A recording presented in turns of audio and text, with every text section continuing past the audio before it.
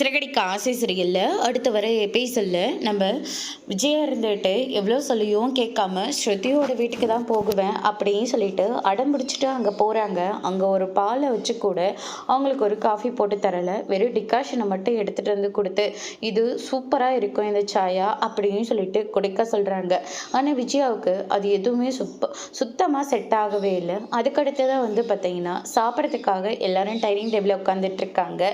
என்ன இது, இந்த அரிசி இவ்வளோ பெருசாக இருக்குது, இது ஒரு கை அல்னாவே 1 கிலோ வரும் போல இருக்கே அப்படின்ற மாதிரி சொல்லிக்கிட்டு இருக்காங்க.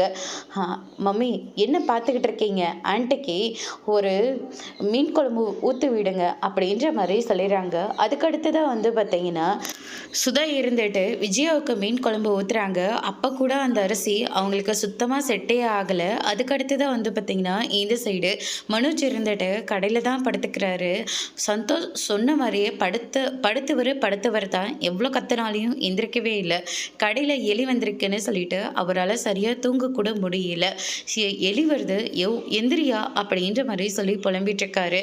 ஆனால் அவங்க அந்த சந்தோஷ் எந்திரிக்கவே இல்லை. எப்படியாவது இந்த எலியை பிடிச்சிடணும்னு சொல்லிட்டு எலியோட அந்த வலையை எடுத்துகிட்டு சுற்றிட்டு இருக்காரு. அதோடு இன்னைக்கான பிரம முடிச்சிருக்காங்க. இனி சிறுகிடிக்க ஆசை சரியில்லை. அடுத்தடுத்து என்னெல்லாம் நடக்க போகுதுன்றது வெயிட் பண்ணி பார்க்கலாம். தேங்க்யூ.